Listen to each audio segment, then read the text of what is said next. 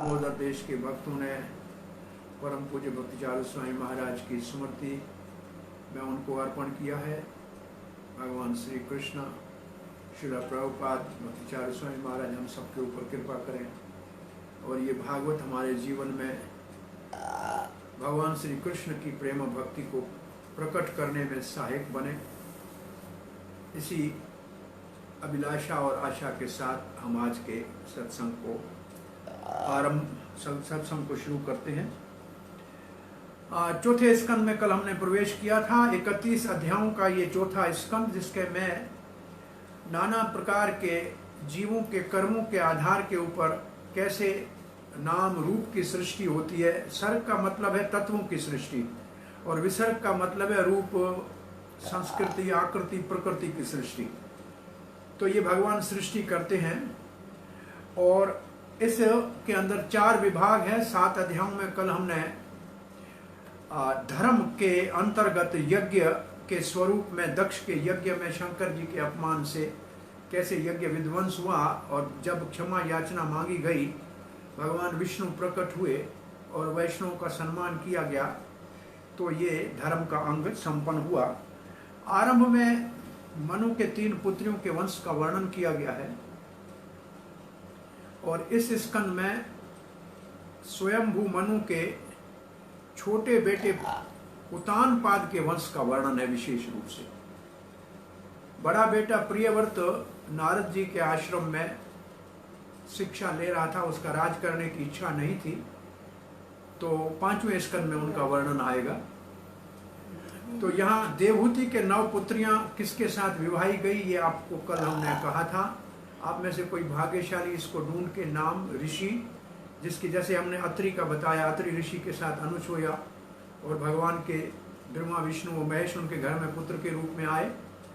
और अन्य पुत्रियों का विवाह कहाँ कहाँ हुआ, जैसे वशिष्ठ के साथ अरुंधति का विवाह हुआ और अन्य बहुत सुंदर वर्णन है सारा, आप ये निकाल के आए। और फिर आकुटी का विवाह रुचि प्रजापति से हुआ और यज्ञ और दक्षिणा नाम का पुत्र उत्पन्न हुआ। और यज्ञ जो है और ये दक्षिणा है, ये लक्ष्मी नारायण है असल में। आगे चल के इनके 12 देवता जो है तुष्टा देवता पुत्र के रूप में पैदा हुए और स्वयंभू मनु ने यज्ञ को अपने गोद में ले लिया और ये यज्ञ आगे एक मनवंतर में इंद्र बनेगा और ये यज्ञ स्वयंभू मनु की रक्षा करेगा आगे आने वाले मनवंतर में। और अब दक्ष के साथ जो प्रसूति तीसरी देवहूति का कल हमने कर्दम के साथ विवाह का वर्णन सुना। प्रसूति का विवाह दक्ष प्रजापति के साथ हुआ। 16 सुंदर कन्याएं हुई, उनमें से 13 कन्याओं का विवाह धर्म के साथ किया। अब धर्म की ये 13 कन्याएं, ऐसे नाम अद्भुत हैं। जो व्यक्ति धर्मात्मा है उसके अंदर ये सब गुण आने चाहिए। धर्म की कन्याओं का नाम, धर्म की कन्याएं दक्ष की कन्या है जिनका विवाह धर्म से हुआ। पहली का नाम है श्रद्धा, ये भक्ति का आरंभ श्रद्धा से होता है। मैत्री दूसरी, दया, शांति, तुष्टि, पुष्टि, क्रिया, उन्नति, वृद्धि, मेधा, तितिक्षा, लज्जा और मूर्ति। और इनके पुत्रों का नाम सुनेंगे, इसका मतलब धर्म के ऊपर चलेंगे। और जीवन में अगर श्रद्धा आ गई तो उसका संतान क्या होगा, तो उसका पुत्र होगा शुभ, जीवन में सब मंगल होगा। और मैत्री हो गई तो उसका पुत्र का नाम हो जाएगा प्रकाश। दया हुई तो उसका पुत्र हो जाएगा अभय, कोई भय नहीं रहेगा। शांति और धर्म के पुत्र का नाम है सुख, शांति है तो सुख प्राप्त होगा। और इसी प्रकार से धर्म के द्वारा तुष्टि से मोद, पुष्टि से सच्चा अहंकार के मैं भगवान का सेवक हूं। दासो अहम कौशल इंद्रस्य, जैसे हनुमान जी कहते हैं मैं रामचंद्र का दास हूं। और क्रिया ने योग को जन्म दिया और उन्नति ने दर्प को जन्म दिया। ये दर्प कौन सा है, ये दर्प है कि भगवान की सेवा के लिए हम भगवान की, जैसे अंगद ने जाके कहा कि मैं भगवान राम का, ये एक प्रकार का घमंड है, लेकिन ये भगवान की सेवा का घमंड है, ये संसार का घमंड नहीं है। और फिर मुख्य रूप से धर्म के ऊपर जो चलेगा, अंतिम नाम है मूर्ति। मूर्ति और धर्म के यहाँ नर नारायण भगवान का अवतार होता है जो बद्रिक आश्रम में विराजमान है। और ऐसे अधर्म का भी पूरा परिवार भागवत में बताया गया है इसी स्कंद में। और अधर्म के परिवार के अंदर जो है कटु वचन बोलना, लोभ और जो अंत में नरक में जाना, ये सब अधर्म का अंतिम लक्ष्य नरक में जाना, नीरिय और कटु वचन बोलना, द्वेष करना, झगड़ा करना, ये सब अधर्म की प्रक्रिया है। तो अब हम आगे चलते हैं। 7 अध्यायों का कल वर्णन हो गया। आज 5 अध्यायों में उतानपाद महाराज के पुत्र ध्रुव महाराज के चरित्र का वर्णन है। उतानपाद महाराज की 2 रानियों का वर्णन है। एक बड़ी रानी सुनीति जो नीति के ऊपर चलती है, उसको कोई संतान नहीं था, राजा ने दूसरी शादी की, उसका नाम सुरुचि था। सुरुचि का मतलब है जो पसंद हो, मन पसंद। और जो नीति वाली है वो सदा रहने वाली है। और नीति वाली को जब गर्भ हो गया तो सुरुचि तो प्यारी रानी हो गई। तो माता सुनीति जो है बगीचे के अंदर पुराने महल में रहती थी और ध्रुव महाराज गर्भ में था। जो नीति में चलता है उसके घर में ध्रुव जैसा, ध्रुव का मतलब है अटल, सदा रहने वाला, ऐसे पुत्र की उत्पत्ति होती है। समय आने के ऊपर ऐसी माता जो बहुत शांत वातावरण में ध्रुव को जन्म दिया, और समय आने के ऊपर सुरुचि को भी उत्तम नाम का पुत्र हुआ। अब ये बालक ध्रुव 5 वर्ष का था तो अपने पिता उतानपाद की गोद में चढ़ना चाह रहा था। बच्चा है, पिता है, अपना गोद में चढ़े, उसका अधिकार है। लेकिन सुरुचि ने उसको रोक दिया। कथा तो आपने कई बार सुनी होगी, लेकिन चैतन्य महाप्रभु जब जगन्नाथपुरी में रहते थे, टोटा गोपीनाथ में गदाधर जी से इस कथा को 100 बार सुना। कहा कि ध्रुव महाराज का जो भगवान को प्राप्त करने का जितना निश्चय था, जितना दृढ़ संकल्प था, उसका एक रत्ती भर भी हमारे अंदर इच्छा उत्पन्न हो जाए तो भगवान की प्राप्ति कितनी सुलभ हो सकती है। सो ध्रुव महाराज को सुरुचि ने क्या कहा? सुरुचि ने ध्रुव महाराज को कहा, बेटा इस गोद में बैठने के लिए भगवान की जाके आराधना करो और कहो कि मेरे पेट से तुमको जन्म दे तो फिर इस गोद में इस गद्दी के ऊपर बैठ सकते हो, ये राज तुमको मिलेगा। इसका अर्थ ये। सुनीति ने पहली बात तो अच्छी कही कि भगवान की भक्ति करो, लेकिन उसके बाद भी जन्म लेना पड़ेगा, ये तो भगवान की भक्ति का अपमान हो गया।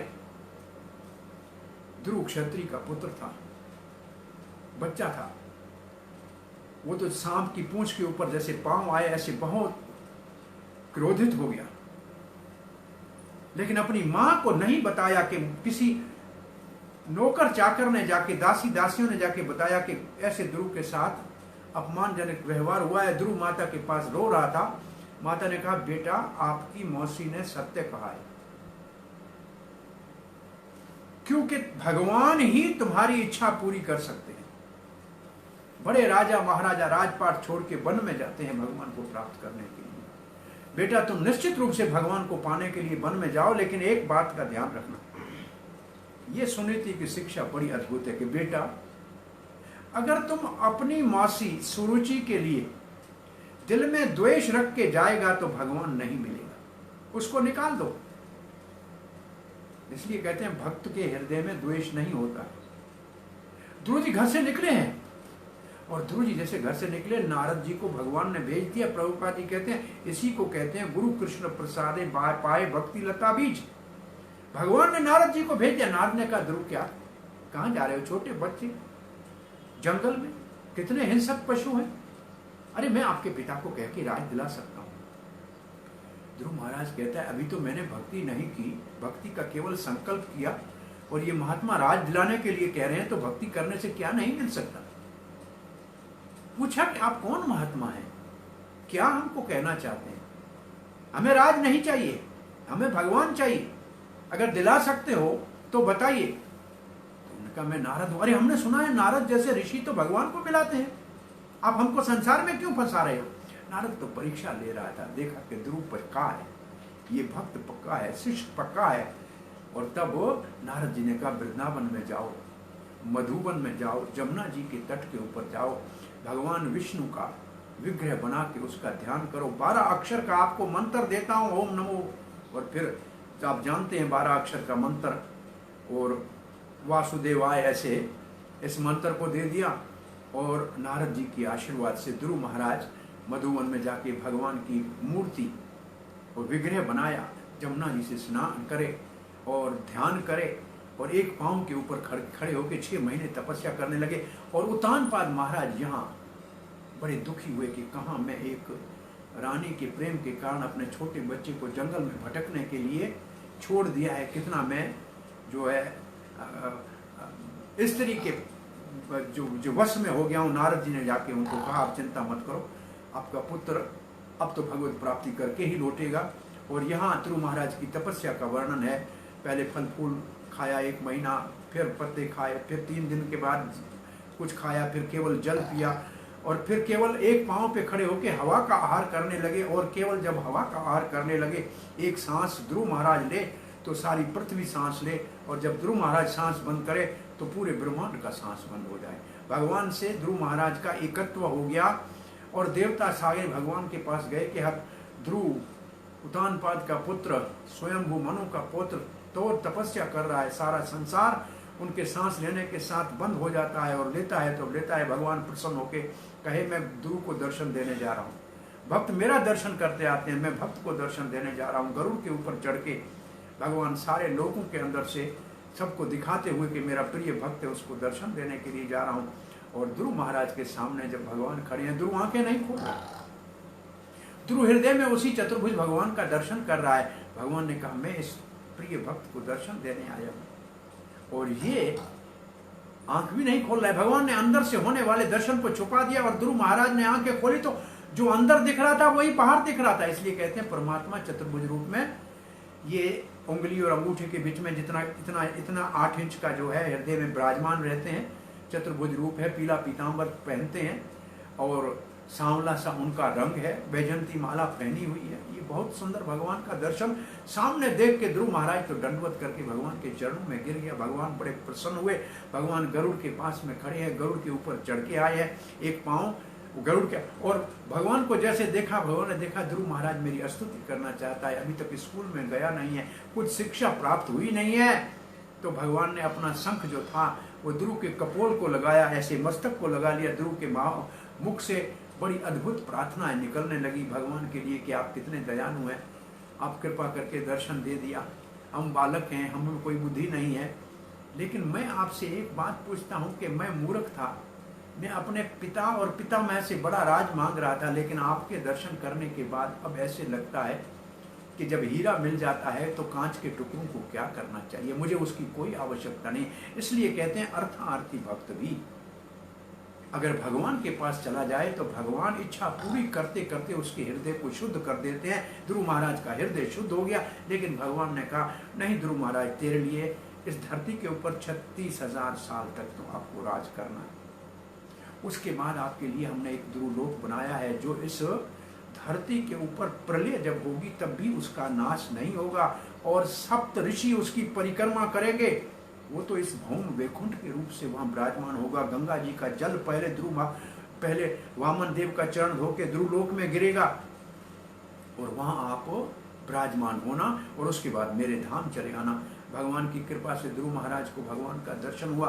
ध्रुव महाराज जैसे वापस लौट रहे थे, उसके पिताजी उत्तानपाद ने बड़ा स्वागत किया। अब तो भगवान की प्राप्ति हो गई तो बड़ी शोभा यात्रा निकली, अपने पुत्र को घर में ले गए और ध्रुव महाराज ने अपनी माता सुरुचि को प्रणाम किया, सुनीति को प्रणाम किया।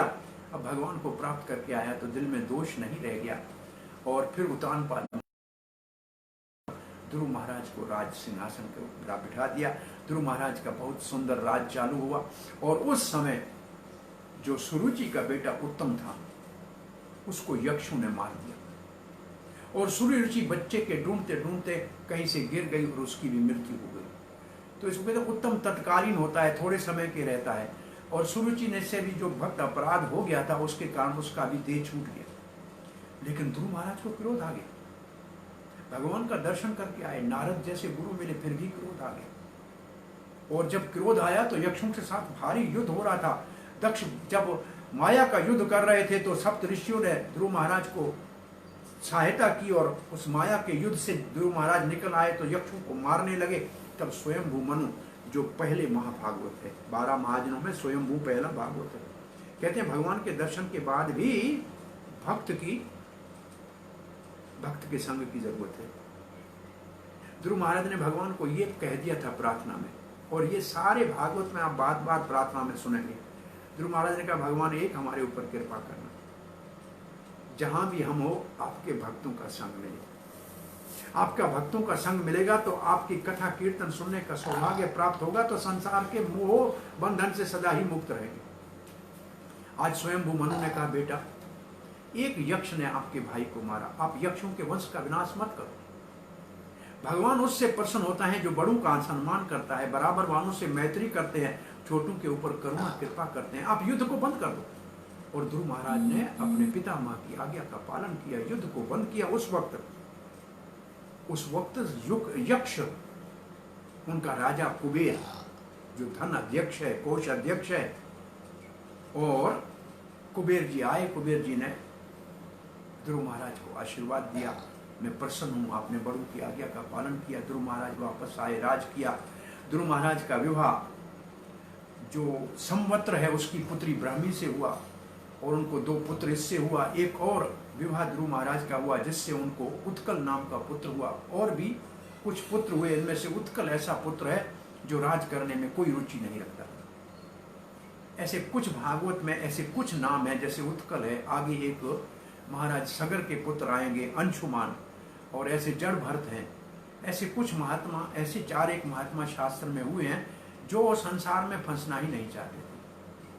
तो अब ध्रुव महाराज ने राजपाट अपने पुत्रों को दिया, और स्वयं जो है तपस्या करने के लिए पहले जमुना के किनारे भगवत की प्राप्ति की, और अब गंगा के किनारे गए। पहले तो ऋषिकेश में जहाँ लक्ष्मण झूला है जहाँ जाके बैठे, तो तपस्या कर रही थी। गंगा की आवाज की ध्वनि ज्यादा आ रही थी, और वहां से ध्रुव महाराज जब निकलने लगे तो गंगा मैया कहने लगी बाल काल से आप भगवान के प्यारे भक्त हैं, और हम यहाँ आप जैसे साधुओं की प्रतीक्षा करते हैं कि तीर्थ को पवित्र करते हैं, आप कहाँ जा रहे हैं? गंगा मैया को ध्रुव महाराज कहते हैं यहाँ आपका आवाज बहुत ध्वनि है, मेरे भगवान के सुमरण में विघ्न पड़ता है। गंगा ने कहा यहाँ कोई अभी आवाज नहीं होगा, यहाँ शांति से गंगा बह रही है। उस जगह पे गंगा बहुत शांति से बहती है। और भागवत में प्रभुपाद जी ने लिखा है कि यहाँ से फिर ध्रुव महाराज बद्री का आश्रम गए हैं। रोज मंदाकिनी में अलकनंदा में स्नान करते हैं, गंगा में स्नान करते हैं, भगवान का सुमरण करते हैं। और आकाश मार्ग से वैकुंठ से विमान आया है, नंद सुनंद विमान को ले आए हैं। विमान धरती के ऊपर तो धरती पे उतरता नहीं है, वैकुंठ का विमान खड़ा है ऊपर। ध्रुव महाराज को कहा कि आपको लेने के लिए भगवान ने वैकुंठ से विमान भेजा है। ध्रुव महाराज ने गंगा में स्नान किया, संतों को प्रणाम किया, और विमान की प्रदक्षिणा की, और फिर विमान के ऊपर चढ़ने के लिए आगे बढ़े। उस वक्त साक्षात काल मृत्यु सामने आके खड़ी हो गई। कहा ये मृत्यु लोक है, यहाँ से कोई सा शरीर कैसे जा सकता है? लेकिन आप जैसे भक्तों के लिए हम मृत्यु बाधा नहीं बन सकते। वैकुंठ के विमान धरती के ऊपर नहीं उतरता है, और आपको चढ़ने के लिए असुविधाएं न हो, इसलिए मेरे सर के ऊपर पांव रख के आप विमान में विराजमान होता। और ध्रुव महाराज मृत्यु के सर के ऊपर पांव रखकर विमान के ऊपर विराजमान हो गए।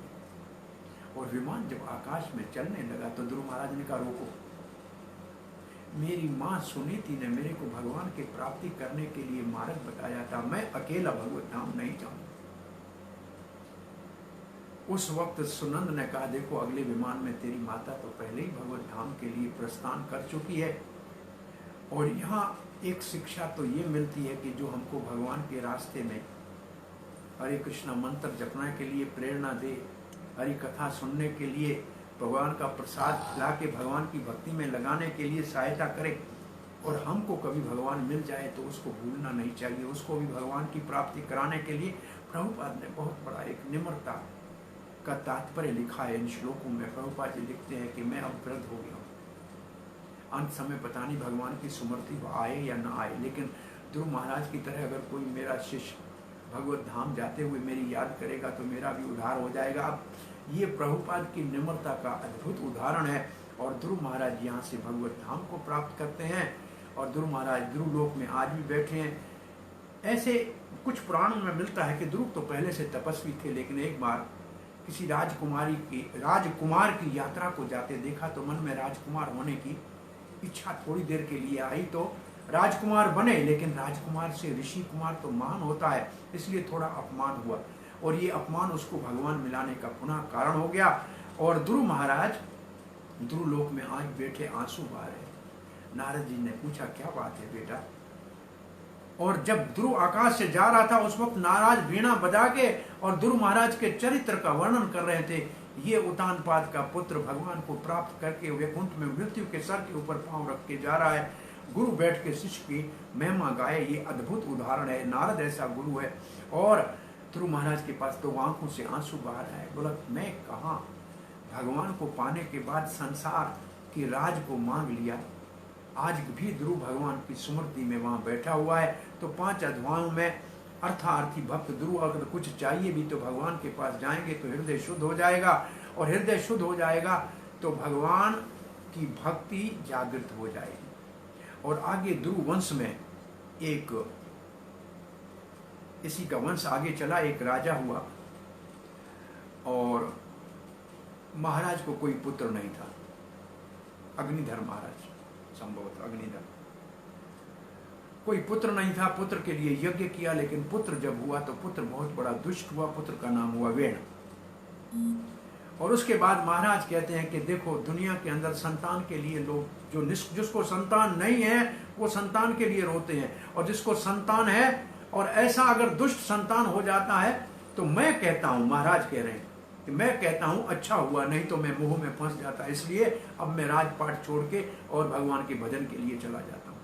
तो महाराज तो अग्निधर चले गए ऐसे, और उसके बाद राज कोई करने वाला नहीं रहा। बिना राज के अराजकता, तो ऋषि मुनियों ने इकट्ठे होके कहा कि ध्रुव वंश का विनाश नहीं होना चाहिए, तो इसका बेटा जब तक ये कोई अपराध का काम नहीं करे तब तक इसको राज देना चाहिए, डाउट का इसको जो है बेनिफिट देना चाहिए। सुनीति के इस पुत्र वेण, इसका नाना काल के पक्ष का था, असुरी प्रवृत्ति का था, ननिहाल के कारण इसके अंदर दोष आ गया था, इसको राजा बना गया।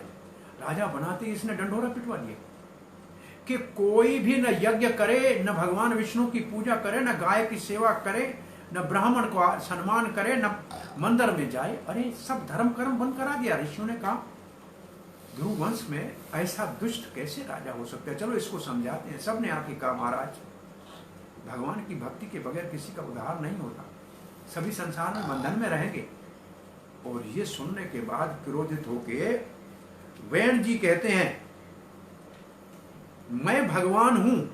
राजा के अंदर भगवान का आवेश होता है, आपको मालूम नहीं है, और आप मुझे छोड़ के किसी और को यज्ञ पुरुष कहते हो और उसकी पूजा करते हो, तो आप तो वैशाख की तरह अपने पति को छोड़ के दूसरे के पास जाना चाहते हो, दुष्ट हो।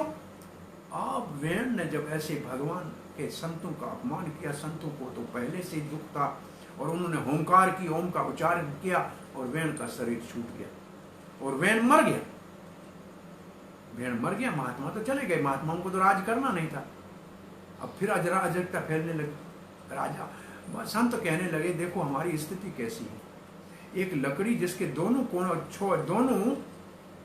दोनों तरफ से आग लगी हुई है, और बीच में कुछ चींटियां बैठी। अब चींटियां कहाँ जाएं? एक तरफ जाएं तो आग है, दूसरी तरफ जाएं तो आग है। ऐसे हम साधु संत क्या कर सकते हैं, ऐसे वेण जैसा दुष्ट राजा, और वो उसको राज दिया। अब दूसरी तरफ से अराजकता है तो वो भी दोष है। अब क्या करना चाहिए? का ध्रुव के वंश का विलोप नहीं होना चाहिए। सुनीति माता ने औषधियों में तेल के अंदर वेण के शरीर को रख दिया था, और ऋषियों के पास अपना योग का बल था, भगवत भक्ति का बल था। उन्होंने वेण के शरीर के अधोभाग का मंथन किया, नीचे के हिस्से का मंथन किया, और उससे एक काला कलूटा पुरुष प्रकट हुआ। कहा क्या करूं? बोला निषेध, बैठ जाओ। वहां से निषाद जाति उत्पन्न हुई। ये पहला निषाद राज हुआ, और क्योंकि वो शांत रहा और ऋषियों ने उत्पन्न किया, तो इस वंश में आगे चल के एक ऐसा निषाद हुआ जो गुह्या के नाम से प्रसिद्ध हुआ, जिसको रामचंद्र ने अपना मित्र कहा। और उस गुह्या राज के पास रात एक रामचंद्र जी रुके थे, तो ये निषाद तो जंगल में चला गया, ये जंगलों के राजा निषाद कहलाते हैं, खोल भील जो है इसी का वंश। और जो पाप का भाग था वेण के अंदर वो निषाद के रूप में प्रकट हो गया। अब ऋषियों ने सीधे हाथ का मंथन किया, वेण महाराज का, पृथु महाराज प्रकट हुए। ये अयोनिज है, भगवान विष्णु के अंश अवतार हैं। और वाम भाग का मंथन किया, अर्ची, ये लक्ष्मी का अंश है। इन दोनों का प्रकट हुआ। जैसे इन दोनों का प्रकट हुआ है, सारे देवता वहां प्रकट हो गए और देवताओं ने बड़े बड़े उपहार दिए पृथु महाराज को। कुबेर ने पृथु महाराज को सोने का सिंहासन दिया और वरुण जी ने उनको छाता दिया बहुत सुंदर, जिससे ठंडी ठंडे फुहारे नीचे आते थे। और वायुदेव ने 2 चमर दिए। धर्म ने उनको एक ऐसा फूलों का हार दिया जो कभी नहीं मुरझाता और उनकी महिमा बढ़ाता। इंद्र ने पृथु महाराज को एक मुकुट दिया, सर के ऊपर पहनने वाला सुंदर मुकुट दिया। यमराज ने उसको दंड दिया, नेम से सबको चलाने। ब्रह्मा जी ने उनको एक ऐसा ज्ञान का वस्त्र पहना दिया जो अज्ञान से हमेशा दूर रखेगा। और ब्रह्मा की पत्नी सरस्वती या भारती ने उनको कंठहार दिया। भगवान विष्णु ने सुदर्शन चक्र दिया। और आगे लिखा है लक्ष्मी जी ने उनको श्री दी।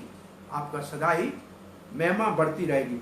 भगवान शंकर ने उनको एक तलवार दी जिसके ऊपर 10 चंद्रमा थे और पार्वती ने 100 चंद्रमा वाली उनको रक्षा की जो है ढाल दी और कवच दिया। और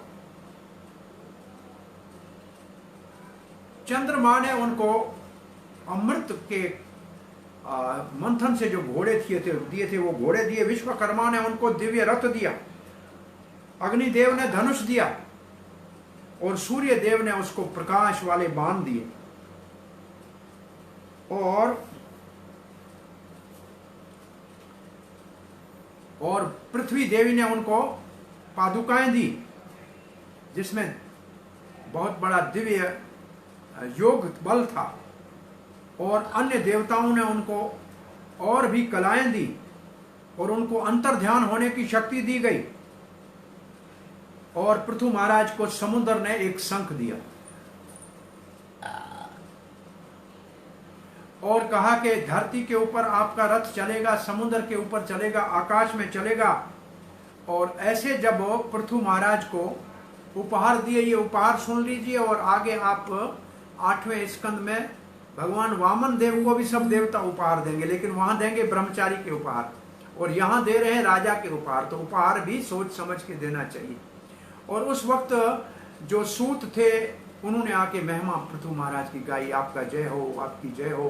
पृथु महाराज ने कहा जब तक मैं कोई अच्छा कार्य न करूं तब तक आप महिमा नहीं गाओ। लेकिन ऋषियों ने और देवताओं ने कहा ये तो भगवान का अयोनिज अवतार है। और उसके बाद एक दिन पृथु महाराज अपना राज कर रहे थे।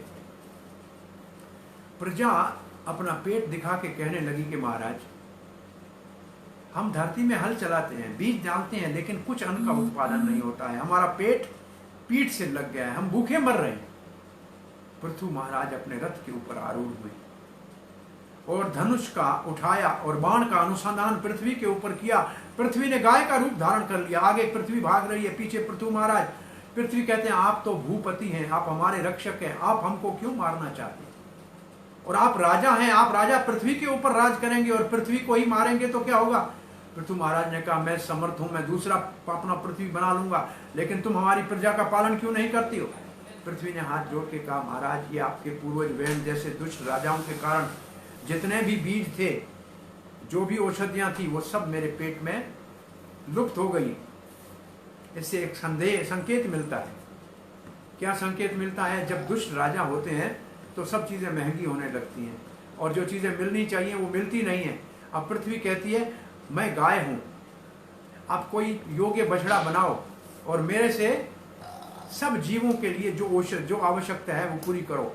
तो इंद्र को रास्ता बछड़ा बना के देवताओं ने अपने लिए सारी सामग्री को प्राप्त किया।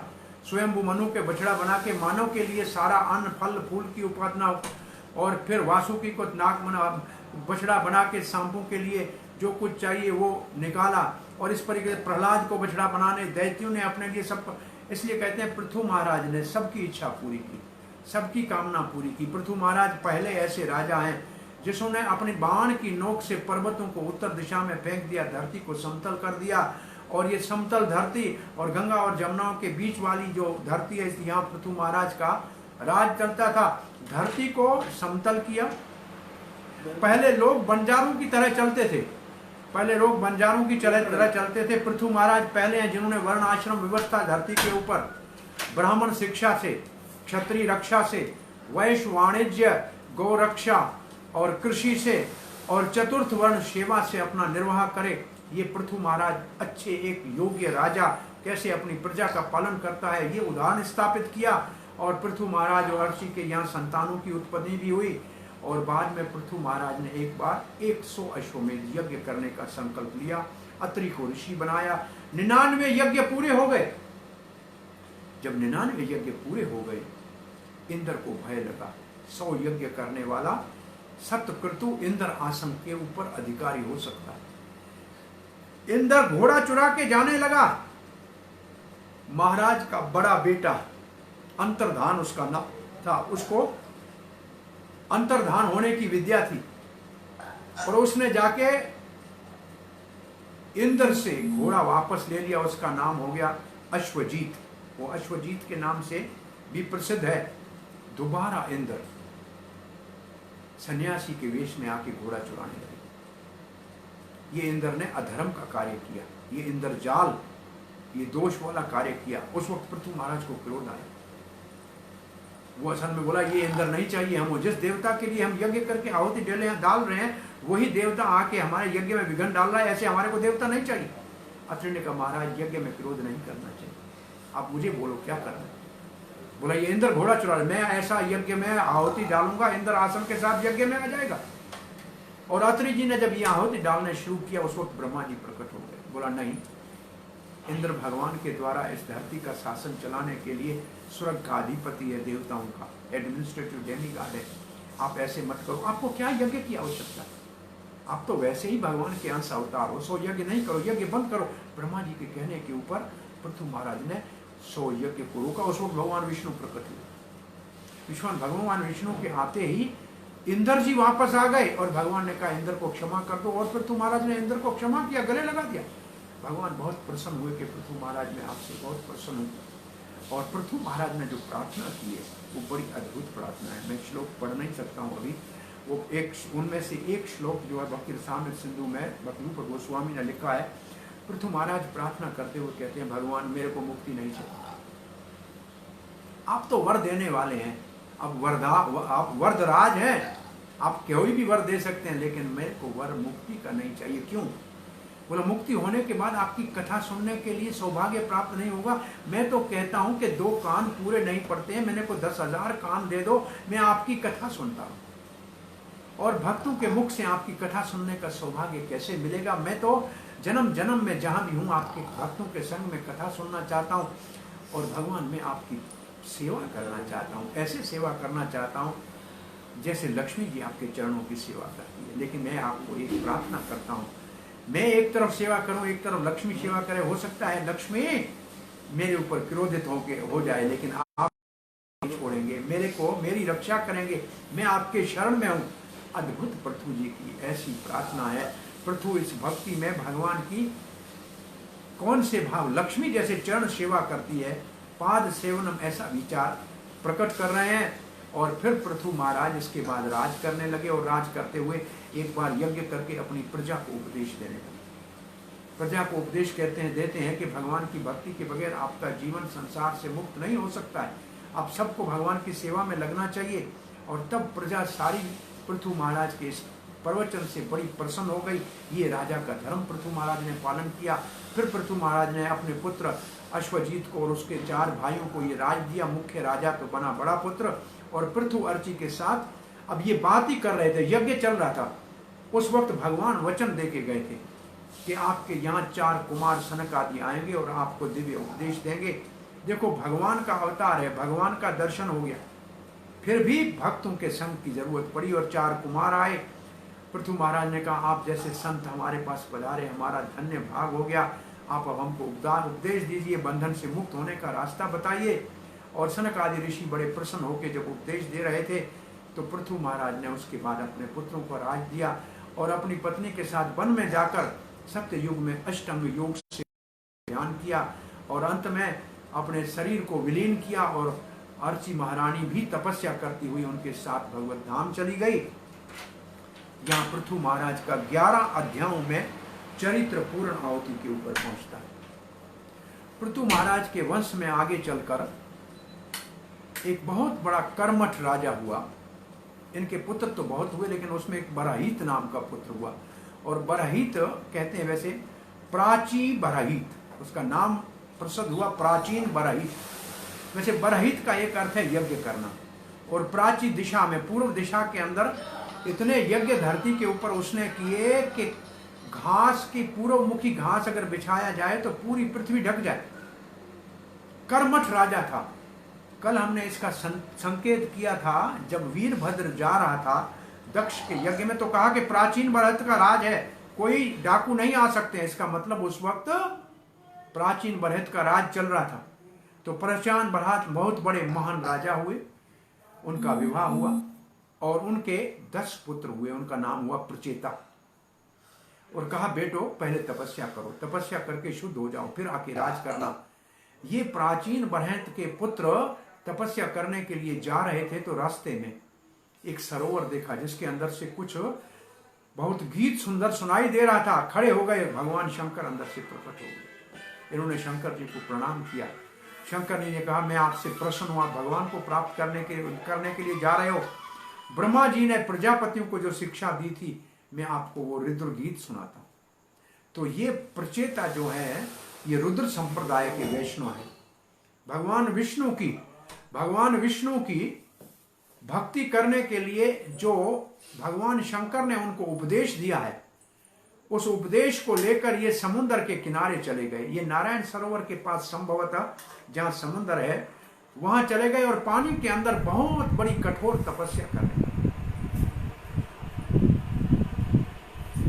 तो उस तपस्या में भगवान प्रसन्न हो गए, उनको दर्शन दिए। और भगवान ने क्या कहा? भगवान ने कहा, एक तो आप अपने पिता के आज्ञाकारी हो, दूसरे समान धर्म हो, सभी एक भक्ति के धर्म में लगे हुए, भाइयों में बहुत बड़ा प्रेम है और शंकर जी की कृपा प्राप्त करके आए हो, मैं आपसे बहुत प्रसन्न हूं। और इसके श्रुति फल में लिखा है, जो प्रचेताओं का चरित्र सुनेगा उनके परिवार में, भाइयों में बड़ा प्रेम रहेगा। और प्रचेताओं को कहा कि देखो, आपके लिए एक बहुत कंडू ऋषि की पुत्री मरीषा जिसका नाम है, कंडू ऋषि तो उसको छोड़ के चले गए वनस्पतियों के पास, लेकिन चंद्रमा ने उसको अमृत की उंगली पिनाई, वो आपको पत्नी के रूप में प्राप्त होगी। तो यहां प्रचेता अभी तक तपस्या कर रहे हैं, भगवान का दर्शन हो गया। प्राचीन बरहित यज्ञ कर रहा है, यज्ञ के अंदर पशु की बलि दे रहा है। नारद जी सोचने लगे, ध्रुव वंश का है, बड़े काम तो कर्म कांड के कर रहा है, लेकिन भक्ति नहीं कर रहा है, कैसे इसका उद्धार होगा? नारद जी प्राचीन बरहित के पास आए, कहा, महाराज, जिन पशुओं को आप बलि दे के यज्ञ में डाल रहे हो, देखो ऊपर मैं आपको दिखाता हूं, वो प्रतीक्षा कर रहे हैं, जब आप शरीर छोड़ेंगे ये सब आपसे बदला लेंगे। बोला, मेरे पुरोहितों ने मुझे कहा है। बोला, पुरोहितों ने आपको कहा है, लेकिन यज्ञ का उद्देश्य भगवान विष्णु को प्रसन्न करना है। लेकिन फिर नारद जी ने सोचा कि ये तो इतना कर्म कांड में फंसा हुआ है, इसको मैं कहूंगा छोड़ के भक्ति करो, ये समझेगा नहीं। तो एक उपाख्यान सुनाया, उस उपाख्यान का नाम है पुरंजन उपाख्यान। अब पुरंजन उपाख्यान में नारद जी बता रहे हैं, प्राचीन बरहित सुन रहे हैं, कह रहे हैं, एक पुरंजन नाम का राजा अपने अज्ञात मित्र के साथ बहुत से लोगों का भ्रमण करते हुए पृथ्वी के ऊपर आए और पृथ्वी के ऊपर उन्होंने एक बहुत सुंदर कन्या को देखा। कन्या के ऊपर 5 फन वाला सर्प रक्षा कर रहा था और 11 सेनापति और बहुत सारी सेना उसके साथ थी। पुरंजन को वो बहुत सुंदर कन्या पसंद आ गई और उससे विवाह करने के लिए प्रस्ताव रखा और उस कन्या ने पुरंजन से विवाह कर लिया और दोनों प्रेम से रहने लगे। तो इसकी परिभाषा अभी से बताते हुए चलते हैं। पुरंजन जीवात्मा है, वो अपने कर्मों से कई जूनियों में घूमता हुआ भारतवर्ष में आया जो कर्म की भूमि है, और उसका अज्ञात मित्र परमात्मा है जो उसको वो जानता नहीं है, लेकिन भगवान तो उसको जानता है। भारत में उसने क्या देखा? एक कन्या देखी। कन्या है बुद्धि। बुद्धि के साथ तदात्म्य करता है, क्योंकि नेक्स्ट डोर नेबर जो है आत्मा का वो है बुद्धि।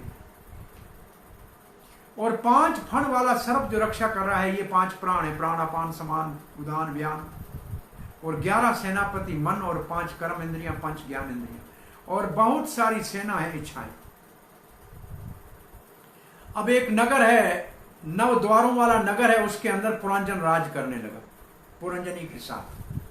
तो बुद्धि के साथ इस शरीर रूपी नगर में जिसके 9 द्वार हैं, 7 द्वार तो मुख के पास हैं, 9 द्वारे पुरे देही, ये भगवत गीता का श्लोक है। 7 तो द्वार हैं, 2 आंख, 2 नासिका, 2 कान, 1 मुख, और 2 है मलमूत्र त्यागने के। अब पुरंजन इस नगर में रहते हुए आंख के द्वारे अच्छे अच्छे दर्शन करने के लिए चला जाए, घूमने के लिए, बगीचा देखने के लिए, कान के लिए, कान के द्वारे संगीत सुनने चला जाए, मुख के द्वारे स्वाद चखने चला जाए। ऐसे दोनों भोग कर रहे थे, बहुत समय दोनों का भोग चला। एक दिन पुरंजन कहीं सत्संग में चला गया, देर से आया, तो पुरंजनी नाराज हो गई। पुरंजन बड़ा उसको कूप भवन में देखने गया, उसको मनाने का प्रयास किया, और फिर सुख से रह रहे थे। और कथा को नारद जी मोड़ देते हुए कहते हैं, एक काल यवन नाम का राजा था, चंडवेग, और उसकी एक पुत्री थी, उसका नाम था काल कन्या।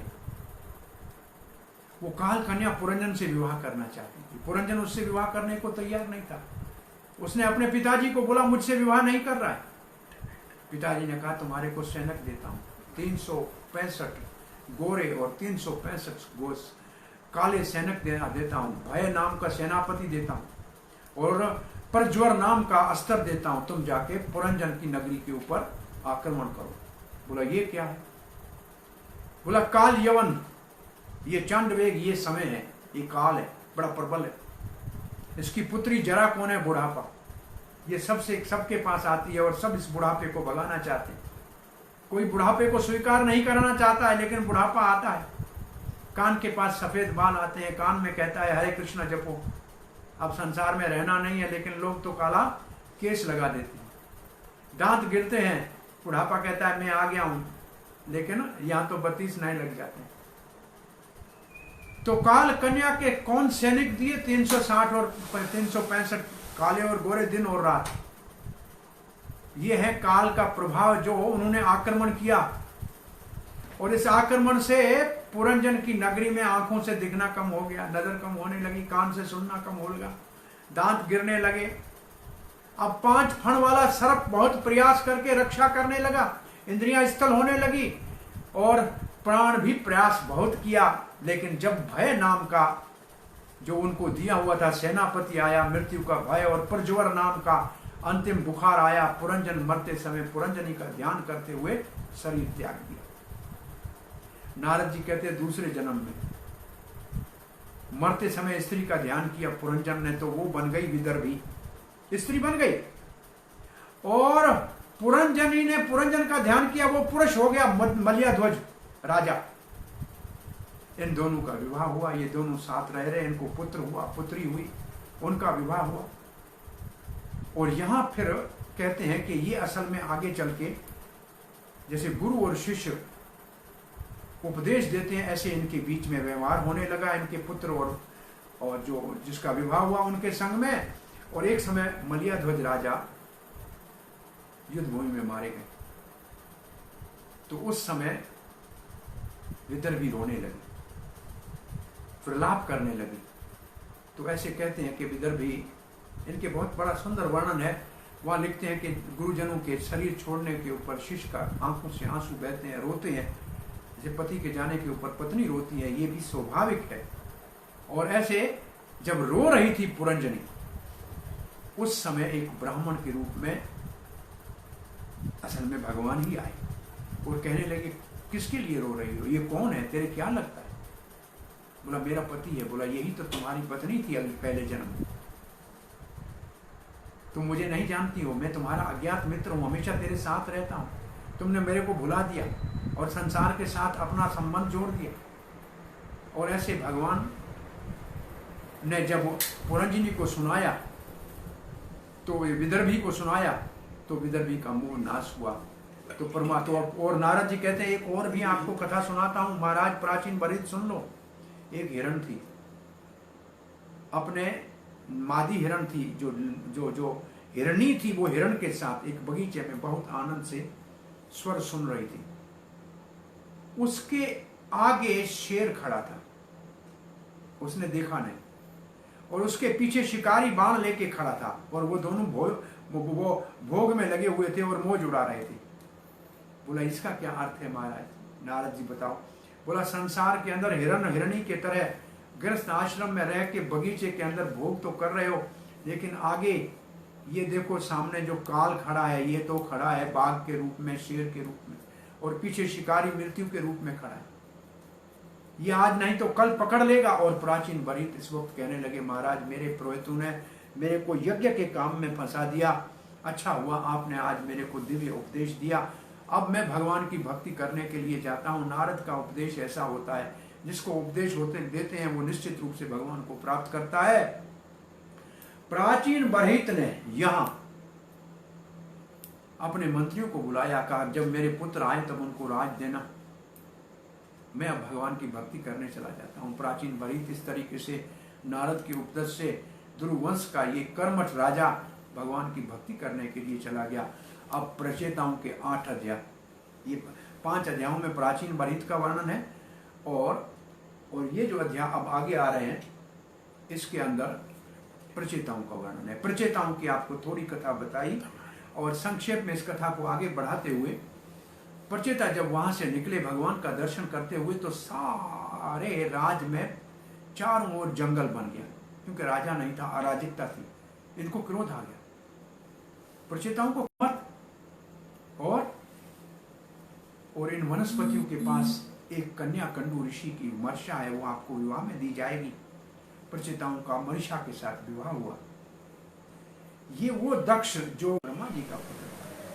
अब सुबह से 3 क्लासें हो गई हैं, तो इसलिए कुछ बीच में विविधान हुआ, उसके लिए अब प्रचेता वापस राजा बने। दक्ष उनका पुत्र हुआ। आपने सुना कि नहीं सुना?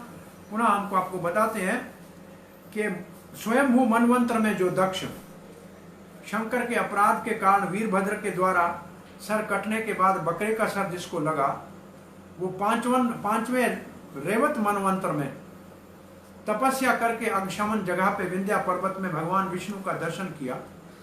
और 6ठे चक्षुष मनवंत्र में वो दक्ष प्रचेता और मरीषिका के पुत्र के रूप में प्रकट हुआ।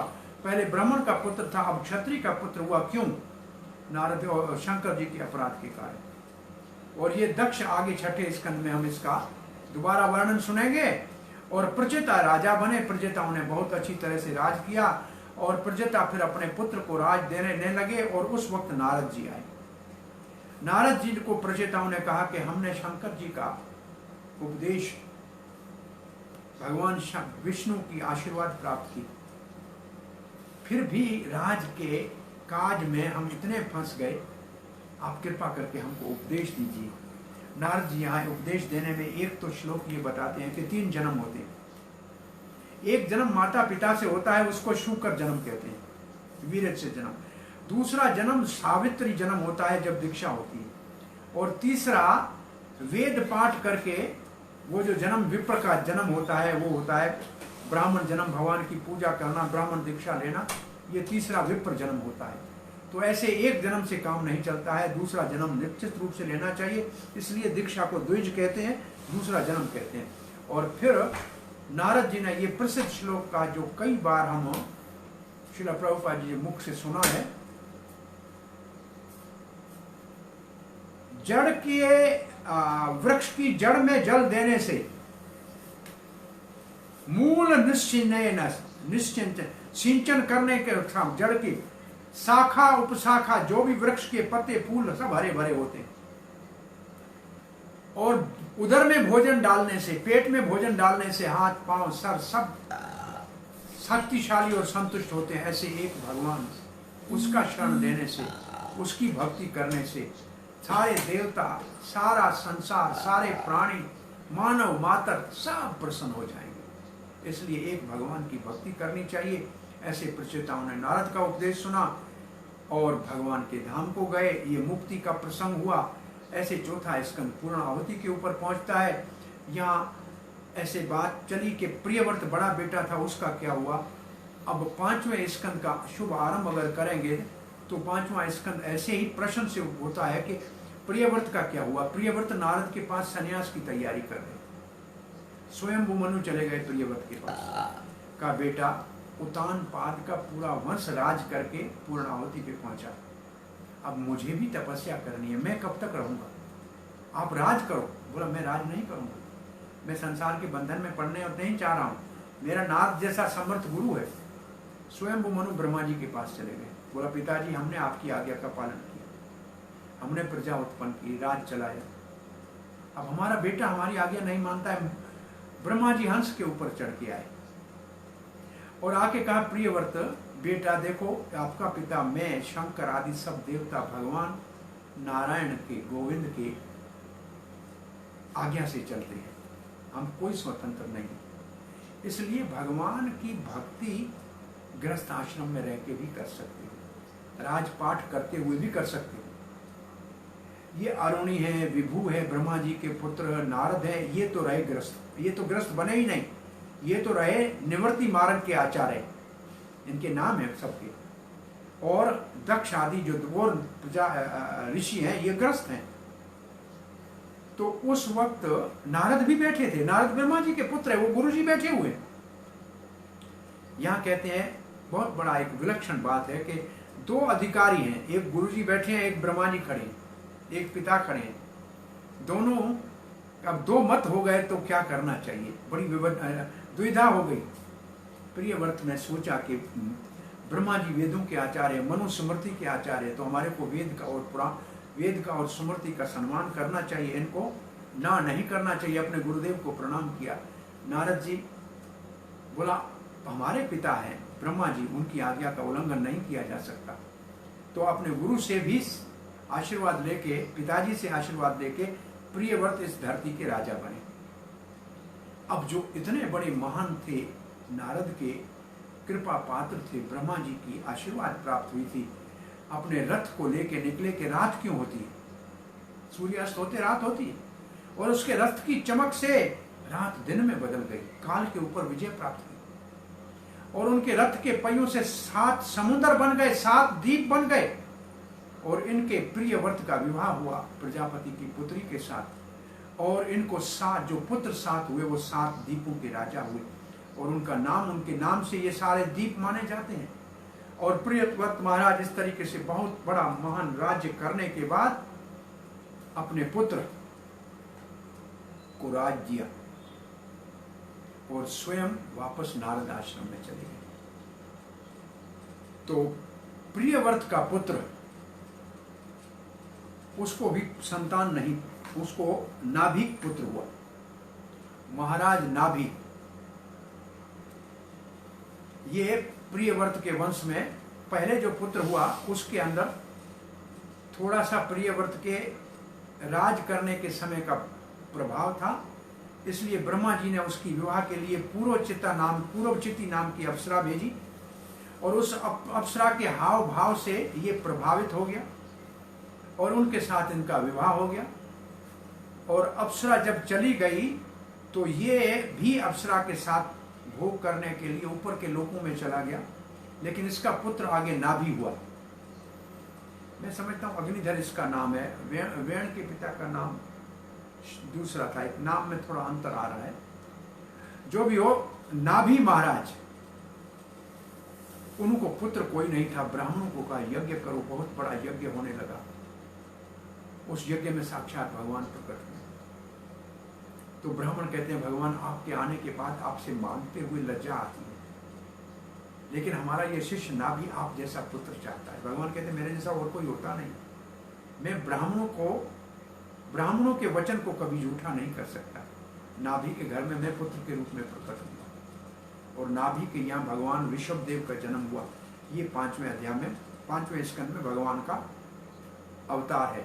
तो 5वां स्कंद जो है, इसको प्राय पहले 14 अध्यायों में प्रियव्रत के वंश का वर्णन है, और 10 अध्यायों में, 5 में खगोल, 5 में भूगोल, और फिर अंतिम 1-2 अध्यायों में नरक का वर्णन है। इस प्रकार से मैं समझता हूँ 14 और 10, 24 और 26 अध्याय है संभवतः, देख लीजिएगा। तो यहाँ हम प्रियव्रत के वंश में नाभि महाराज के यहाँ ऋषभ देव का जन्म हुआ। ये भगवान ऋषभ का अर्थ है अपने प्रकाश से प्रकाशमान, जिससे रोशनी निकल रही है, अपने ज्ञान से प्रकाशित है। ये ऋषभ देव महाराज विद्या प्राप्त किया। नाभि ने ऋषभ देव को राज सिंहासन पे विराजमान किया। ऋषभ देव के सामने सिद्धियां आके खड़ी हुई। ऋषभ देव ने प्रणाम किया, मुझे सिद्धियां नहीं चाहिए। उस वक्त इंद्र जो था, उसने वर्षा करना बंद कर दी, और इसलिए भगवान ऋषभ देव ने अपने, भगवान तो थे, अपने ही योग बल से बरसात कर दी। अब इंद्र अपनी पुत्री जयंती को लाके और ऋषभ देव के साथ विवाह कर दिया। तो ऋषभ देव का विवाह इंद्र की पुत्री जयंती के साथ हुआ, और ऋषभ देव महाराज को 100 पुत्र हुए। उनमें से बड़े पुत्र का नाम है महाराज भट्ट,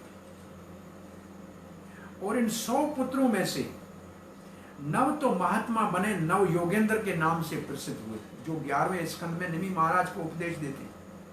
कवि, हवि, अंतरिक्ष, पिपलायन, प्रबोध, कार भजन, ये 9 योगेंद्र, ये तो हुए महात्मा।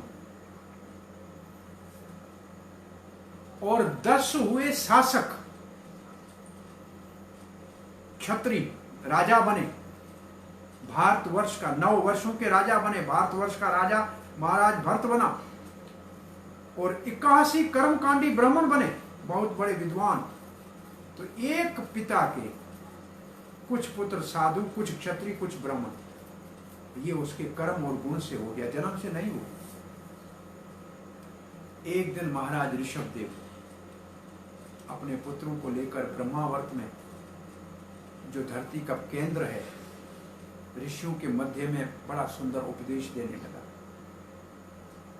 ये जो ऋषभ देव का उपदेश है अपने पुत्रों को, विशेष रूप से भरत महाराज को लक्षित करके, ये भारतवर्ष के लिए उपदेश। तपो दिव्यम पुत्र का, क्या करोगे बेटा? बोला राज करेंगे। बोला राज करोगे क्या? भोग करोगे। बोला ये भोग तो सूकर कुकर को भी उपलब्ध है, आप दिव्य तपस्या करो। अनंत आनंद ब्रह्म सौख्यम अनंतम, पहले तो अपने अस्तित्व को शुद्ध करो तपस्या करके। शुद्धम, शुद्ध होता है तपो दिव्यम पुत्र का। और फिर ये संसार के अंदर देखो, पिता होने का अधिकार उसको नहीं है जो अपने संतान को भगवान की भक्ति में न लगा। पति होने का अधिकार उसको नहीं है जो अपनी पत्नी को धर्म के मार्ग पे न चलाए। राजा होने का अधिकार उसको नहीं है जो प्रजा को धर्म के रास्ते पे न चलाए। गुरु होने का अधिकार उसको नहीं है जो शिष्य को मौत, जन्म मृत्यु से मुक्त न कर सके। ये स्वाभाविक गुरु हैं, अद्भुत। ये अपने आप में 4-5 दिन सत्संग चले। ऋषभ देव की शिक्षा इतनी अद्भुत है कि उसका वर्णन करने के लिए अब समय नहीं है, इतना ज्यादा कर नहीं सकते हैं इसका वर्णन। सो ऋषभ देव महाराज अपने पुत्रों को ऐसे उपदेश दिया। उसके बाद ऋषभ देव महाराज भरत बड़े पुत्र को भारतवर्ष का राज दिया और स्वयं अवधूत की तरह जीने लगे। अवधूत का क्या अर्थ है? वो जहां जंगल में रहते थे, जो आ जाए उसको खा लें, नहीं आए तो छोड़ रहे, पड़े रहे, वहां अजगर वृत्ति से जी रहे थे। और कहते थे भगवान के अवतार थे, मलमूत्र त्यागते थे तो 10 कोस तक सुगंध आती थी उग्रू की, और मुख में पत्थर रख दिया, कहीं बोलेंगे नहीं, चुप। और फिर जंगल में आग लगी और ऋषभदेव महाराज ने अपना, वहां से भगवान के अवतार थे, अपने धाम चले गए। लेकिन ये दक्षिण भारत में कुटकल आदि जगहों पे ये कुछ हुआ। वहां एक अरहण नाम का राजा था। उस अरहण नाम के राजा ने ऋषभदेव के जैसे अपने जीवन को बिताना शुरू किया। नंगा रहना है, बाल सब खींच के निकाल देने हैं। यहां से जैन धर्म शुरू हुआ। तो जैन धर्म ऋषभदेव का नकल करने से, इमिटेशन से अरहण राजा ने शुरू किया। और ऐसे राजा, इसके बाद कथा आती है महाराज भरत की। ये महाराज भरत इस धरती के ऊपर 3 भरत बहुत प्रसिद्ध हैं। एक भरत भगवान रामचंद्र के भ्राता, जो तो भगवान के अवतार ही हैं, 4 अवतार हैं, लेकिन भक्ति की मूर्ति हैं। राज को छोड़ के राम जी अगर धरती पे सोएंगे तो हम धरती से 2 फुट नीचे सोएंगे और तपस्या का जीवन बिताएंगे। दूसरे भरत हैं शकुंतला और दुष्यंत के पुत्र। जिस भरत के वंश में, जो भरत 5 साल का शेर का मुंह खोल के दांत गिनता था, और जिसके वंश में आगे चल के पांडव हुए, उसको भरतवंशी कहा जाए। तीसरा भरत ये महाराज भरत है, जिसके नाम से इस पृथ्वी का नाम भारतवर्ष पड़ा। महाराज भरत ने बहुत अच्छा सुचारू राज किया इस पृथ्वी के ऊपर। और भरत महाराज का उदाहरण भाव भक्ति में आता है विरक्ति। विरक्ति का मतलब है इतना बड़ा, पूरी पृथ्वी का एक राज सम्राट था, राज छोड़ दिया, कोष छोड़ दिया, रानियां छोड़ दी, सब सुख सुविधा छोड़ दी, और महाराज भरत गंडकी नदी जिसमें से सालंग्राम मिलते हैं, उसके किनारे पुलह ऋषि के आश्रम पे जाकर तपस्या करने लगे। नदी में सुबह दोपहर शाम 3 बार स्नान करें, भगवान के नाम का स्मरण करें, ध्यान करें। बहुत भाव भक्ति के स्तर के ऊपर थे महाराज भरत। एक दिन अपने साधन में बैठे थे, गंडकी नदी के किनारे गर्भवती हिरण को पानी पीते देखा, और दूसरे किनारे शेर धाड़ा। हिरण भय के कारण नदी को कूदी, गिरते हिरण के प्राण निकल गए, लेकिन बच्चे का जन्म हो गया, सावक छोटा हिरण का बच्चा। महाराज भरत के हृदय में दया का उदय हो गया। दया सतोगुण की वृत्ति है, दया होनी चाहिए। बच्चे को लाए, कहा कौन इसको खिलाएगा, कौन पिलाएगा? अरे भगवान सबको खिलाता पिलाता है, ये क्यों भूल गए? उसमें आसक्ति हो गई हिरण के बच्चे में। अब हिरण के बच्चे को खिलाएं पिलाएं, अपना साधन थोड़ा कम हो गया। हिरण का बच्चा आके छुए तो उनको उसमें आसक्ति बढ़ गई, भजन कम हो गया। हिरण का बच्चा आदमी के साथ कितने दिन रहेगा? जब बड़ा हो गया हिरणों के साथ घूमने चला गया और वापस आया नहीं तो महाराज भरत तपस्या को छोड़ के और हिरण के बच्चे को ढूंढने चले गए। ढूंढते ढूंढते नहीं मिला तो किसी पहाड़ी के नीचे, कंदरा से नीचे गिरे और हिरण के ध्यान में गिरे, शरीर छूटा, दूसरे जन्म में हिरण का जन्म हुआ। अब इसके एक बार सिद्धांत ये स्थापित होता है कि दूसरा जन्म होता है। दूसरा सिद्धांत ये स्थापित होता है कि अंत में जो मति होती है सो गति होती है। और तीसरा सिद्धांत ये स्थापित हो रहा है कि हिरण के जन्म में आने के बाद भी उनकी भक्ति नष्ट नहीं हुई। पुनः आश्रम में हिरण आके रहने लगा, हरि कथा सुनने लगा, और समय केवल समय को बिता रहा था कि शरीर छूटे। और लिखा है कि अंत में नारायण का नाम लेते हुए हिरण ने शरीर छोड़ा। अब ये दोबारा ब्राह्मण के घर में जन्म लिया, तब इनका नाम जड़ भरत हुआ। जड़ इसको इसलिए कहते थे कि वो जड़ की तरह रहता था, वो संसार में तो अभी लिप्त होना ही नहीं चाहता था, संसार के चक्कर में पड़ना नहीं चाहता। पिताजी ने उसने कहा कि गायत्री मंत्र पढ़ो, वो नहीं सीखा। पिताजी कहते हैं हाथ बेटा सोच से बाहर आके हाथ धोना चाहिए, वो पहले हाथ धो के फिर सोच में जाए, बिल्कुल उल्टा करे, जानबूझ के, सब जानता था। पिताजी तो जब था तब पालन कर रहा था, लेकिन पिताजी के जाने के बाद भाई और भाभियों ने उसको जला रोटी दे देते हैं, बचा हुआ कोई बासी खा देते हैं, लेकिन वो खा लेता है, जो भी मिल जाता है खा लेता है। कहते हैं गैया चराने जाओ, गैया चराने जाता है। एक दिन गैया चराने के लिए गया था डाकू, उनके सरदार को कोई बलि चढ़ानी थी, वो भी आदमी की बलि चढ़ानी थी, काली देवी को बलि चढ़ानी थी। इसको रुष्ट पुष्ट देखा, ले गए पकड़ के, लेकिन ये तो भगवान के भजन में इतना मस्त था, डाकू के साथ चला गया। उन्होंने स्नान कराया, भोजन कराया, इसने खा लिया। अब इसको पकड़ के काली के सामने ले गए और तलवार लेके इसका गर्दन काटना चाह रहे थे, लेकिन निर्भय थे।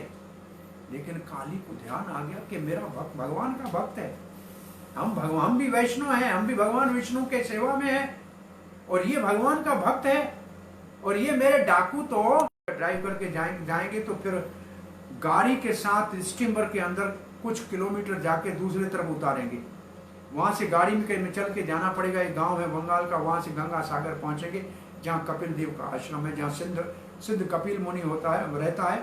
और हर साल मकर संक्रांति के माघ के महीने में वहाँ बहुत बड़ा मेला लगता है, और उस मेले में हमारे मायापुर से भक्त जाके बहुत बड़ा प्रसाद वितरण करने का कार्य करते हैं। सो जिस पालकी में महाराज रघुगण को ले जाया जा रहा था, उसमें एक पालकी उठाने वाला बीमार हो गया। अब पालकी कौन उठाए? महाराज अकेले नहीं जा रहे थे, राजा जा रहा था तो मंत्रिमंडल था, रानियां थी। राजा की पालकी के लिए इसको देख लिए, अच्छा तकड़ा है, मोटा है, इसको पकड़ के कहा पालकी उठाओ। ये पालकी उठा के चलने लगा, लेकिन ये नीचे देखे कि कोई चूंटी आए तो पांव इधर का उधर धर दे। जो पांव इधर का उधर धर दे तो महाराज की पालकी हिले, और पालकी जब हिले तो महाराज को आया गया गुस्सा। आप में से मेरे ख्याल में 4 धाम यात्रा जो चले हैं, कभी पालकी में चढ़ के ऊपर गए हैं, जो उनको मालूम है 4 आदमी ऐसे चलते हैं जैसे घोड़े की 4 टांगे। एक भी थोड़ा सा ठीक नहीं चलेगा तो ऊपर वाले को डर लगेगा कि पता नहीं किस तरफ जमुना में गिरेगा कि गंगा में गिरेगा। बहुत बड़ा डर लगता है। हम तो पालकी के ऊपर चढ़ के देखा है। और राजा ने क्रोध में कहा कि तुम मूर्ख हो क्या, देखते नहीं हो मैं राजा ऊपर चढ़ा हुआ हूं, ऐसे चलाते हो पालकी? जिन्होंने कहा महाराज हम तो बहुत ठीक चल रहे, ये नया है ना, ये ठीक नहीं चल रहा। महाराज ने कहा तुम दुबले पतले हो, तुम कमजोर हो, तुमसे पालकी नहीं उठाई जा रही, नहीं जानते हो मैं राजा हूं, सीधा ना कर दूंगा तेरे को।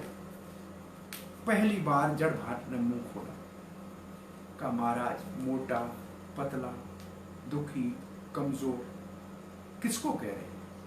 इस शरीर को कह रहे हैं। मैं शरीर तो नहीं हूं, मैं आत्मा हूं, ये शरीर है मोटा, ये शरीर जो थकता है, मैं नहीं थकता हूं। और मेरे को आश्चर्य तो ये है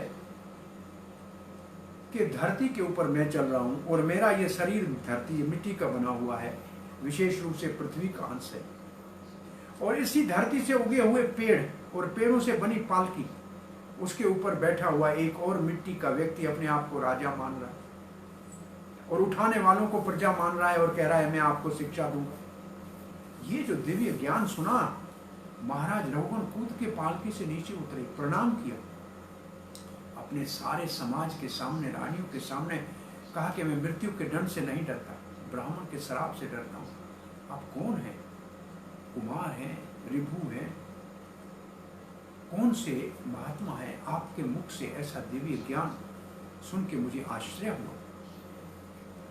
लेकिन मेरे को एक बात बताइए, अगर आग के ऊपर हंडी रख जाए तो पहले हंडी गर्म होगी, फिर पानी गर्म होगा, फिर चावल बनेगा ना। तो ऐसे आपके कंधे के ऊपर ये पालकी है, तो आपको दर्द कैसे नहीं होगा? तो यहां जड़ भरत ने सूक्ष्म शरीर, मन बुद्धि अहंकार का क्या होता है, ये जड़ शरीर क्या होता है, इनसे अलग विलक्षण आत्मा क्या होती है, ये बड़ा अद्भुत उपदेश दिया। और फिर भवाटी का उपदेश दिया कि ये संसार एक ऐसा जंगल है, जिस जंगल के अंदर, जैसे जंगल में कोई चंदन की लकड़ी के लिए अंदर घुसता है, चोरी करके कहता है सस्ती लाके बाहर महंगी बेचूंगा, लेकिन अंदर जब जाता है तो रास्ता भूल जाता है, पगडंडियों में चला जाता है और बाहर निकल नहीं पाता है। ऐसे इस संसार के अंदर पगडंडिये का मतलब जो पशु चलते हैं ना, उनके चलने से कुछ मार्ग बन जाते हैं, और उन मार्ग में चलो एक दूसरे से मिलेगा, उधर ही घूमता रहेगा। ये संसार के अंदर लोगों ने भी अपने अपने इतने मार्ग बनाए हैं और वो मार्ग घूम फिर के संसार में ही घुमा रहे हैं। ये भक्ति का राजमार्ग है। और ये राजमार्ग महाराज कह रहे हैं, जड़ भरत महत पद सेवया रज रज अभिषेक, जब तक किसी महात्मा के चरणों की रज नहीं मिलती है, उसकी कृपा नहीं मिलती है, वो उंगली से पकड़ के राजमार्ग नहीं दिखाता है, तब तक इस संसार सागर की भवाटी से, इस घने जंगल से कोई निकल नहीं सकता। रघुगण महाराज को कहा कि आप कहाँ के राजा हो? महाराज बोला मैं सिंध सुवेर देश का राजा हूँ। बोला वो कहाँ है? बोला भारतवर्ष में। बोला भारत का नाम भारतवर्ष कैसे पड़ा? बोला महाराज ऋषभदेव के पुत्र भारत, वो मैं हूँ, वो मेरा पहले का जन्म था। आप तो रघुगण महाराज शिष्य जैसे बने। बोला गंगा सागर जो तपस्या करने जा रहे थे, वो यहाँ इतना महात्मा मिल गया। तो जड़ भक्त ने ये उपदेश दिया है, बहुत सुंदर उपदेश, पूरे अध्यायों में ये उपदेश है। और ऐसे कुछ महात्माओं का मानना है कि ये जो रघुगण महाराज थे वो हिरण था, वो रघुगण महाराज बन गए। इसलिए जड़ भरत को उस हिरण से प्रेम था, इसलिए उसके उद्धार के लिए उनको उपदेश दिया, नहीं तो कहीं अपना मुंह नहीं खोला था उसने अब तक। इसके बाद जो कथा आएगी वो कथा आएगी, परीक्षित महाराज पूछेंगे कि अब हमारे को भूगोल को और खगोल का वर्णन सुनाओ। तो खगोल में तारामंडल का वर्णन सुनाते हैं, सप्तऋषियों का वर्णन सुनाते हैं, सुषुम्ना और ये जो 360 दिन का चक्कर चलता है इसका वर्णन सुनाते हैं। और फिर भूगोल के वर्णन में कहते हैं कि जो 9 द्वीप है उनमें से एक जम्बू द्वीप है, और विशेष रूप से जम्बू द्वीप के अंदर जो 9 वर्ष हैं, उन 9 वर्षों के अंदर देखो द्वीपों में तत्वों की पूजा होती है। जहाँ द्वीप है ना वहाँ तत्व की पूजा होती है, जैसे अग्नि तत्व की पूजा होती है, जल तत्व की पूजा होती है। लेकिन जो वर्ष हैं उनमें भगवान विष्णु की पूजा होती है, नारायण की पूजा होती है। ये 9 वर्षों में बीच में जो वर्ष है, ये जो द्वीप है, इस द्वीप का नाम है जम्बू द्वीप। और इस जम्बू द्वीप के अंदर ये सब द्वीपों को पर्वत अलग अलग करते हैं। द्वीपों के बीच में पर्वत हैं, एक पर्वत एक द्वीप को दूसरे द्वीप से अलग करता है। और हर एक द्वीप में एक समुद्र है, कहीं तो शहद का समुद्र है, कहीं घी का समुद्र, कहीं दूध का समुद्र, कहीं दही का समुद्र, कहीं गन्ने के रस का समुद्र है। तो हमको किसी ने कहा कि ऐसे कभी समुद्र हो सकते हैं क्या? हमने पूछा कि कोई नमक के पानी का समुद्र होता है क्या? बोला है, क्यों नहीं है, हमने देखा है। बोला हमने पूछा उसमें नमक किसने डाला है? तुमने डाला? नहीं, भगवान ने डाला है। तो भगवान नमक डाल सकता है तो क्या चीनी नहीं डाल सकता, घी नहीं डाल सकता क्या? अगर ये समुद्र हो सकता है, हम इससे नमक बना रहे हैं, नमक डाल कौन रहा है? तो भगवान कुछ भी कर सकते हैं। तो जम्बू द्वीप के चारों ओर खारे पानी का समुद्र, उसमें 9 वर्ष है। जो बीच में वर्ष है उसका नाम है इलावर्त वर्ष। उसमें भगवान शंकर और पार्वती रहते हैं, कोई पुरुष और नहीं रहता। कोई पुरुष वहां चला जाएगा तो स्त्री बन जाएगा, घोड़ा चला जाएगा घोड़ी बन जाएगा, मच्छर चला जाएगा मछली बन जाएगा। एक बार पार्वती माता वहां बैठी थी, स्नान कर रही थी, कुछ ऋषि आ गए, उनको जरा शंका हुई। शंकर जी ने को कहा, शंकर ने कहा अब कोई यहाँ पुरुष आ नहीं सकता, जो आएगा स्त्री बन जाएगा। 9वें स्कंद में आपको बताएंगे कि सूर्यवंश का पहला राजकुमार विवस्वत मनु का बेटा सदमन्यु इसी इलावर्त वर्ष में चला गया, लड़की हो गया, घोड़ा घोड़ी हो गया। और वशिष्ठ जी ने पहली बार उस लड़की को दोबारा लड़का बनाया शंकर जी से प्रार्थना करके। लेकिन शंकर जी ने कहा 1 महीना लड़का 1 महीना लड़की रहेगा। तो ये अद्भुत भागवत में कथा है, कैसे समझेंगे आप? ये हमारी समझ में आने से बहुत ऊपर की बात है। इसलिए प्रभुपाद जी कभी कहते हैं कुछ कथाएं ऐसे लोगों की हैं जहाँ क्या हो रहा है, वहाँ का वातावरण कैसा है, उसको हम नहीं जानते। इलावर्त वर्ष में भगवान शंकर जी संकर्षण की उपासना करते हैं, बलराम जी संकर्षण की उपासना करते हैं। और एक वर्ष है जिसको किम पुरुष वर्ष कहते हैं। किम पुरुष का अर्थ है क्या ये पुरुष है, क्या ये आदमी है? ये वो वर्ष है जहां हनुमान जी रहते हैं और भगवान रामचंद्र जी की आराधना करते हैं। बहुत सुंदर श्लोक है। और एक वर्ष है जिसका नाम है हरि वर्ष, उसमें भगवान नरसिंह देव की प्रहलाद महाराज उपासना कर रहे हैं। बहुत सुंदर श्लोकों में भगवान नरसिंह देव की प्रार्थना प्रहलाद महाराज कर रहे हैं। और ऐसे 9 वर्षों में भारत वर्ष का जब वर्णन आता है तो कहते हैं यहाँ नर नारायण भगवान और नारद जी उसकी उपासना कर रहे हैं। और ये भारतवर्ष केवल एक ही ऐसा सौभाग्य का स्थान है। ये जो बाकी 8 वर्ष हैं इनको कहते हैं भौम स्वर्ग, धरती के ऊपर स्वर्ग। एक स्वर्ग है स्वर्ग लोक जो हमारे से ऊपर है, भूर्भुव स्वर्ग, और एक स्वर्ग लोक है जो नीचे है, उसको कहते हैं बिल्व स्वर्ग, जहां सूतर लोग हैं, जहां बलि महाराज रह रहे हैं। लेकिन एक भौम स्वर्ग है जो स्वर्ग लोक से नीचे आते हैं, वो 10,000 साल तक इन लोकों में रहते हैं, कोई बीमार नहीं होता है। अंत में एक संतान उत्पन्न होती है और फिर वापस धरती पे आते हैं। तो भारतवर्ष की इतनी बड़ी महिमा है कि देवता कहते हैं कि हमने बड़ी तपस्या की होगी तब हमको देवता का पद मिला। अब थोड़ी तपस्या का कुछ पुण्य रह गया हो तो हमको भारत में मानव का जन्म मिले, क्योंकि भारत में एक महिमा का श्लोक गाते हैं, न यत्र वैकुंठ कथा सुधा अपगा, जहां भगवान हरि के कथा के अमृत की नदी नहीं बहती है। न यत्र साधवो, जहां हरि भक्त उन कथा में रसास्वादन करते नहीं है। न यत्र यज्ञ महोत्सव, और जहां भगवान का जन्माष्टमी, राधा अष्टमी, राम नामी गौर पूर्णिमा नहीं मनाई जाती है, और जहां हरिनाम संकीर्तन का यज्ञ नहीं होता है, सुरापि लोकम न सेवित, तो वो चाहे स्वर्ग लोक हो, हमको नहीं चाहिए। ऐसे बहुत बड़ा सुंदर भारतवर्ष का वर्णन है।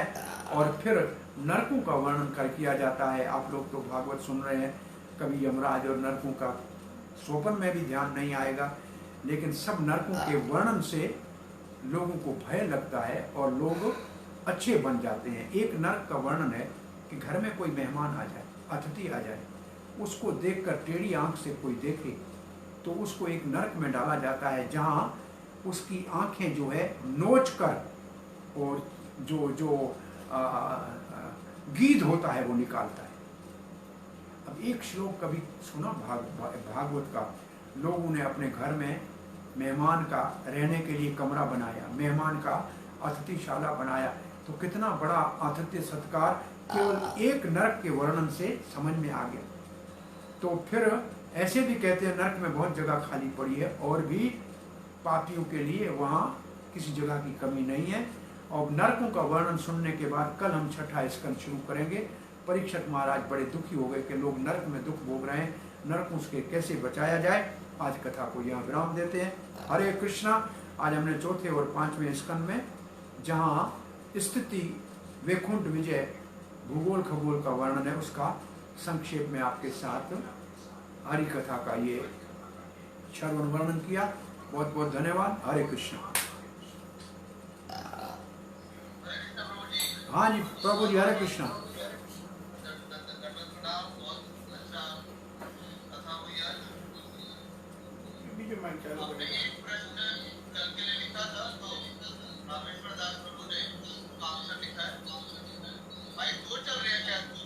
एक माइक बीजो ऑन कर, एक ही माइक है। हाँ बीजो माइक ऑन करेंगे। क्यों माइक अंदर? दूसरा माइक ऑन कर दीजिए। और हमारा वाला दूसरा माइक ये ऑन कर दीजिए। मंदिर क्या खबर कौन पे बोल मंदिर। पैसे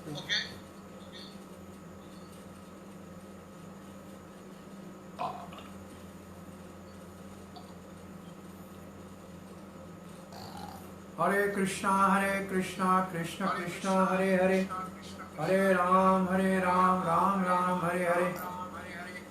माँ कैप्सूल घंटे मत दे। आप कर सकते हैं, अभी कर सकते हैं। बोलो, ये वीडियो ये मजे से। हाँ हरे कृष्णा प्रभु। हाँ क्या प्रश्न है? हाँ जी हरे कृष्णा।